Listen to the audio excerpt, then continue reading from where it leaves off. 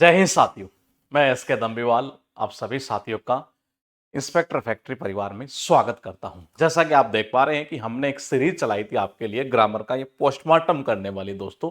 और हमने आपको ये बताया था कि एक्चुअल में ग्रामर में जितने बच्चे ज्यादा कॉन्सेप्ट पढ़ते हैं एक्चुअल में उतना पढ़ने की नीड नहीं होती है। ये इन बहुत कम मैटर के अंदर आप बहुत अच्छे मार्क्स लेके आ सकते हैं और ये हमने दोस्तों कई सालों से करके दिखाया है। ये आज हम जानेंगे आपका पिछले क्लासेस के अंदर हम कॉन्सेप्ट कर चुके हैं, कॉन्सेप्ट नंबर 1 2 3 4। आज हम करेंगे 5 और 6। जरा देखिएगा, ये आपके सामने स्क्रीन के ऊपर कुछ ऐसा लिखा हुआ है कि एक कॉन्सेप्ट लिखा हुआ है, कॉन्सेप्ट नंबर 5। क्या कॉन्सेप्ट कहता है ये कि अगर कोई सेंटेंस की शुरुआत अगर आप कर रहे हैं ये, और वैसा आप किससे कर रहे हैं जरा देखिएगा।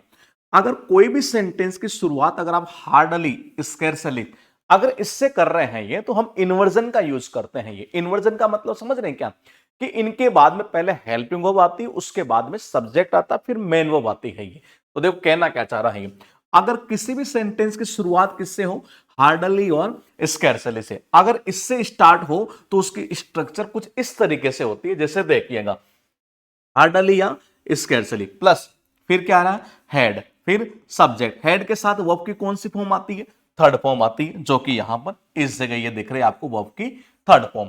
उसके बाद जरा यहां से देखिएगा कि फिर आएगा व्हेन, सब्जेक्ट और मेन वर्ब की कौन सी सेकंड फॉर्म। या फिर एक स्ट्रक्चर ये भी हो सकती है कि हार्डली या स्कैर्सली हो और यहां पर हेड नहीं डिड हो, यानी पास्ट सिंपल टेंस की अगर बात करें तो did plus subject plus main verb की कौन सी फर्स्ट फॉर्म। ये उसके बाद when, subject plus main verb की सेकंड फॉर्म। दोस्तों इस स्ट्रक्चर के बेस पर एग्जाम में कई क्वेश्चन पूछे गए हैं ये, और अभी हम जानेंगे कि एक्चुअल में क्या वाकई में हर बार पूछ जाते हैं। तो आपको भी पता चलेगा कि वाकई में हर पेपर के नहीं कह रहा हूं मैं, लेकिन हर बार किसी न किसी पेपर में ये क्वेश्चन आता ही आता है। जरा देखिएगा, एग्जाम में जनरली गलती पता है क्या करता है ये, वो मैं एक बार थोड़ा सा आपको रफली आइडिया दे देता हूं। ये जरा देखिएगा, वो जनरली क्या करता है, हो सकता है यहां क्या लिखा हुआ हो, हेड, और यहां भाई साहब वर्ब की थर्ड फॉर्म की जगह फर्स्ट फॉर्म कर दे, सेकंड फॉर्म कर दे, ऐसी गलती कर सकता है।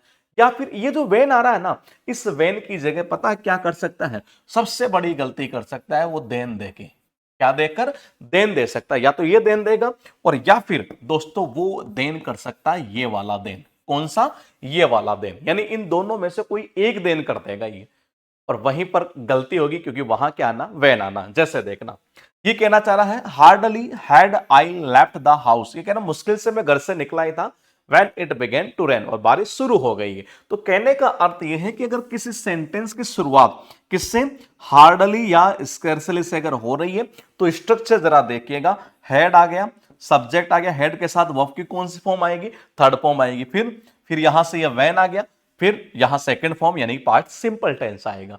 तो इसके बेस पर एग्जाम में कई क्वेश्चन पूछे हुए हैं। जैसे सीजीएल प्री 2025 का एडोक्विटी पैटर्न के ऊपर ये क्वेश्चन आपके सामने स्क्रीन पर लिखा हुआ है। क्या आप मुझे बता सकते हैं कि इसका आंसर आप क्या करेंगे, जरा बताइए एक बार अपना अपना आंसर। ये hardly had the meeting began the auditors demanded additional documentation. देखिएगा कहना क्या चाह रहा है ये कहना चाह रहा है कि मुश्किल से मीटिंग शुरू हुई थी, इतने में जो ऑडिटर्स हैं उन्होंने डिमांड कर दी एडिशनल डॉक्यूमेंट की है। तो मैंने कहा देखो हार्डली से शुरुआत हो रही है, बिल्कुल हो रही है, हेड आ रहा है, बिल्कुल आ रहा है, ये सब्जेक्ट आ गया, बिल्कुल ठीक है, हेड के साथ वर्ब की थर्ड फॉर्म बिल्कुल सही है, लेकिन कनेक्टिंग वर्ड कौन सा था, वैन। कौन सा था, वैन। तो यहां लगा दो दोस्तों, यहां पर वैन, ये आ जाएगा आपका आंसर कौन सा, ए वाला। चलो जी, अच्छा इस कॉन्सेप्ट के बेस पर मैं आपको एक चीज और बता देता हूं ये, कि अगर इन्वर्जन का रूप ना हो, इन्वर्जन का रूप नहीं होने का मतलब, अगर मान लो हार्डली स्कैर्सली का यूज आप सेंटेंस के बीच में कर रहे हो, ये बीच में का सेंस क्या है वो बताता हूं ये, तो उस कंडीशन में ध्यान रखिएगा, स्कैर्सली जो हार्डली है इनका यूज आप कहां करते हैं, ये मैन वर्ब जो होगी, यहां देखिएगा, ये कहना चाह रहा है, ये कहना चाह रहा है, जैसे यहां देखिएगा कि अगर इन्वर्जन का रूप नहीं होगा, इन्वर्जन का मतलब जैसे मान लो सेंटेंस हार्डली या इससे स्टार्ट अगर मान लो नहीं है, एक मिनट के लिए, तो अगर ऐसा अगर नहीं है दोस्तों, तो उस कंडीशन में आप हार्डली का यूज कैसे करेंगे जरा देखिएगा। ये कहना चाह रहा he has hardly any money. अब देखो यहां इन्वर्जन नहीं है, जो स्ट्रक्चर हम देख रहे थे वो इन्वर्जन फॉर्म है। ये कहना चाह रहा है कि उसका मुश्किल से कुछ कोई पैसे है एक तरह से, ये यहां देखिएगा। अच्छा, इससे हार्डली और स्कैर्सली का मतलब निकलता न के बराबर मुश्किल से, तो इसका मतलब ये हुआ कि अगर न के बराबर मुश्किल से इसका मीनिंग है तो ये नेगेटिव है, ये इसमें कोई डाउट नहीं है। और अगर ये नेगेटिव है तो इसके साथ में नॉट का यूज नहीं किया जाएगा, नो का यूज नहीं किया जाएगा। इसी सीजीएल में एक क्वेश्चन पूछा, सॉरी सीएचएसएल में ये रहा, देखिएगा जरा। ये मैंने कहा हार्डली का मतलब भी क्या होता है, न के बराबर मुश्किल से होता है। और ये सारे कॉन्सेप्ट दोस्तों हमने एरर का टेरर जो बुक लॉन्च की हमने ये, उसके अंदर ये सारा का सारा सब कुछ बता रखा है पहले से ही, और यही कॉन्सेप्ट आपके एग्जाम में आ रहे हैं ये।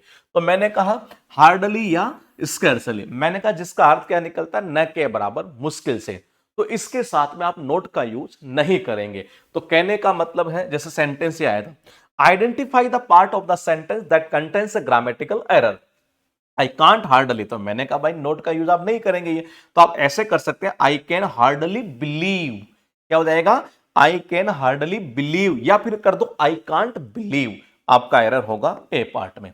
एग्जाम में जनरली गलती क्या करता है, या तो वर्ब की फॉर्म की गलती कर देगा, कैसे, हेड के साथ थर्ड फॉर्म आनी होती है, या हेड के साथ कौन सी फॉर्म आनी होती है, थर्ड फॉर्म आनी होती है, हो सकता है वो लगा दे, कौन सी फॉर्म लगा दे, मैंने कहा वो हो सकता है फर्स्ट फॉर्म लगा दे, सेकंड फॉर्म लगा दे। किड के साथ फर्स्ट फॉर्म आती है, लेकिन हो सकता है वो सेकंड लगा दे, थर्ड फॉर्म लगा दे। लेकिन ये गलती से ज्यादा गलती पूछता कनेक्टिंग वर्ड की। कनेक्टिंग वर्ड ध्यान रखना, व्हेन का हम यूज करेंगे एग्जाम में, 100% बता रहा हूं। गलती क्या करेगा जरा देख लीजिएगा, वो जनरली क्या करेगा, ये इन तीन में से कोई एक रख सकता है व्हेन की जगह, क्या क्या, देन कर सकता है, देन कर सकता है, दैट कर सकता है।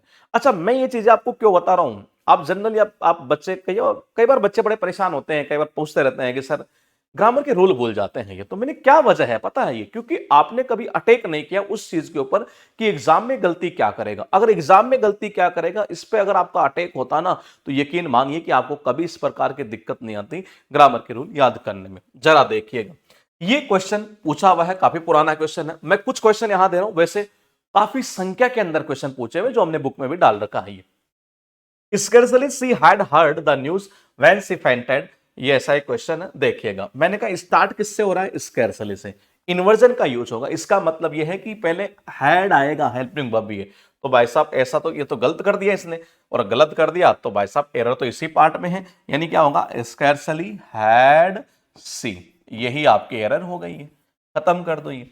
उसके बाद देखिएगा एक क्वेश्चन ये और है, हार्डली, देखो फिर वही गलती कर रहा है ये, hardly he had step out. मैंने कहा हार्डली के बाद पहले क्या आएगा, हेड आएगा, पहले क्या आएगा, हेड, और फिर क्या जाएगा, सब्जेक्ट जाएगा ही, और यानी एरर आपके कौन से पार्ट में हो गई, आपकी बाइसा पार्ट में हो गई, बी पार्ट में, ये होगा हार्डली हैड ही। फिर देखो एक कॉन्सेप्ट, मतलब इसी कॉन्सेप्ट के ऊपर ये क्वेश्चन है ये, hardly had he sit on the chair then it broke. देखो हार्डली के साथ में देन आता है कि वेन, अरे बताया था अभी मैंने, वेन आता है ये, तो ये तो गलत है, इसको हटा दो जी, देन नहीं आता, वैन, हाँ वैन आता है जी ये, लेकिन सिट के साथ, अच्छा रुको रुको रुको रुको, हेड के साथ थर्ड फॉर्म आएगी, फर्स्ट फॉर्म थोड़ी ना आएगी, सेट, ये सही है जी, यहां पर आंसर कौन सा, बे वाला। इसी कॉन्सेप्ट का एक क्वेश्चन ये और पूछा गया। चलो पहले अपना अपना कमेंट करो एक बार, ये अपना अपना कमेंट करो कि इस क्वेश्चन का आंसर क्या होगा। हाँ देखिएगा, हार्डली की बात कर रहा है ये, बिल्कुल कर रहा है जी ये। और देखो मैंने कहा वहां underline part then we get, मैंने कहा हार्डली के साथ देन नहीं आता, वेन आता है ये, और वेन आता है तो इसका मतलब क्या हुआ, ये खत्म कर दो, देन नहीं आता, देट नहीं आता, वेन आता है, तो यही तो आंसर हुआ इसका ये। उसके बाद देखिएगा कॉन्सेप्ट नंबर 6 क्या कहता है। 5 कॉन्सेप्ट अब तक मैं आपको सिखा चुका हूं, और उम्मीद करता हूं कि सारे क्वेश्चन आपको याद होंगे, और पीडीएफ वगैरह आप डाउनलोड कर लीजिएगा, लिंक में मैंने डाल रखा है सब कुछ आपके लिए। और चैनल पे अगर आप नए हैं, चैनल नहीं कहूँगा फिर बताता हूँ, परिवार है, और इस परिवार पर अगर आप नए हैं तो इस परिवार को आप आगे बढ़ाइए, इसको शेयर करिएगा, लाइक करिएगा, सब्सक्राइब कीजिएगा चैनल को। ये फिलहाल देखिएगा कॉन्सेप्ट नंबर 6 क्या कहता है कि अगर कोई सेंटेंस की शुरुआत हो नो सुनर से, तो उसकी स्ट्रक्चर कैसे होगी वो जरा देख लीजिएगा एक बार। नो सुनर के बाद सेम कॉन्सेप्ट है जो हार्डली और स्कैर्सली का है ये, जैसे कि नो सुनर आ गया, डन, हेड आ गया, सब्जेक्ट आ गया, वर्ब की कौन सी फॉर्म आ गई, थर्ड फॉर्म आ गई, फिर इसमें ध्यान रखना देन आता है ये, और उसमें क्या आता है, वेन आता है ये। अगर मान लो आप ये कहें कि सर भूल गए तो कौन सा देन आएगा, कंपेरेटिव डिग्री का नाम सुना है ये, मोर ब्यूटीफुल सुना होगा, स्ट्रोंगर, मैंने कहा मेरे साथ बचपन से सुना होगा ये, कंपेरेटिव डिग्री का एंड होता है ई आर या आर ई से। तो अगर मान लो ई आर, तो कंपेरेटिव डिग्री में हम यूज किसका करते हैं, ये देन का यूज करते हैं। और वो देन कौन सा होता है, टी एच ए एन। देखो यहां भी ई आर आ रहा है कि बिल्कुल आ रहा है।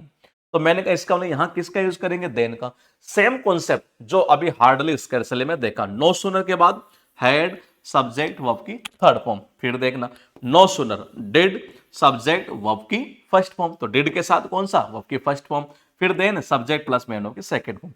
अच्छा, इन सेंटेंस में ऐसा भी किया जा सकता है कि पैसिव वॉइस की नीड हो, तो यहां स्ट्रक्चर को यहां पैसिव वॉइस में भी बनाया जा सकता है। ये कैसे, मान लो कोई काम जो है जिसका हमें सब्जेक्ट पता ही नहीं है एक तरह से, ये तो वो तो पैसिव वॉइस के अंदर तो होगा ही।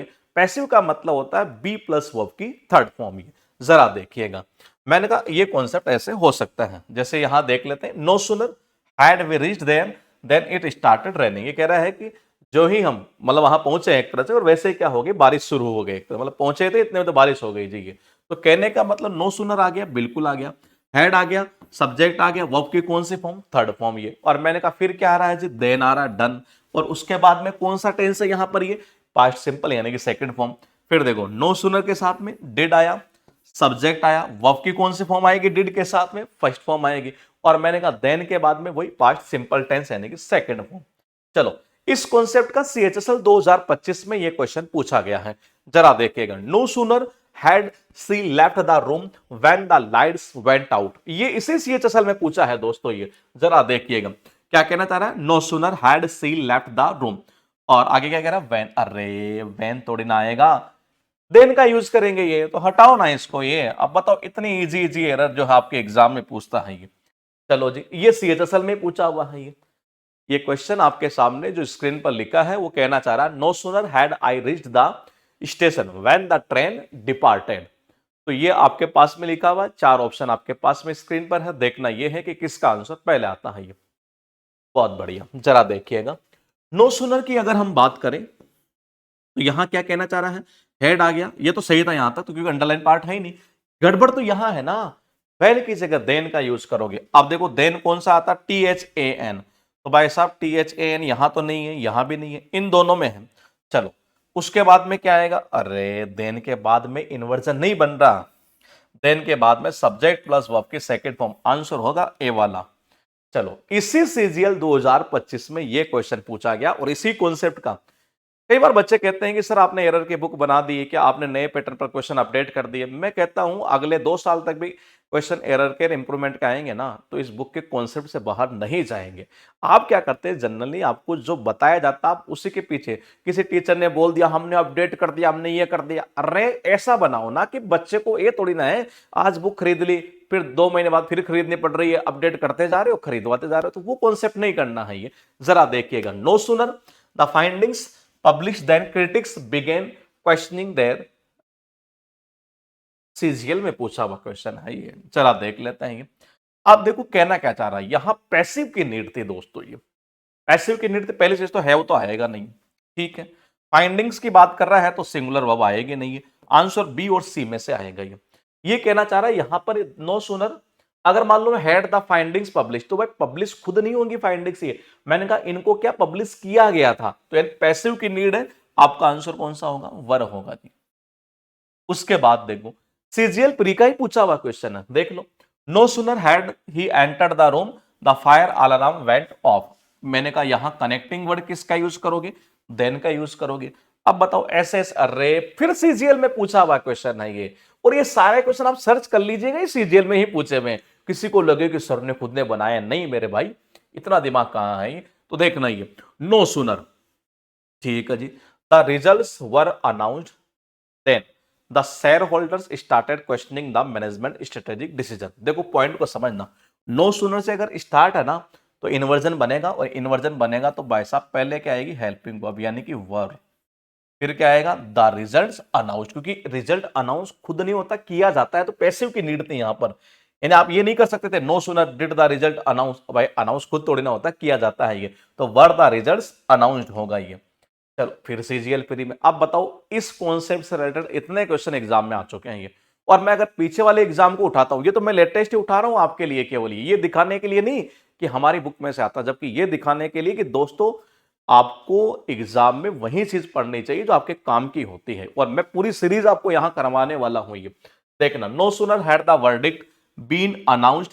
अरे भाई, नो सुनर के साथ में किसका यूज करोगे? देन का यूज करोगे, तो खत्म करो ना। ये आ गया यहां से देन।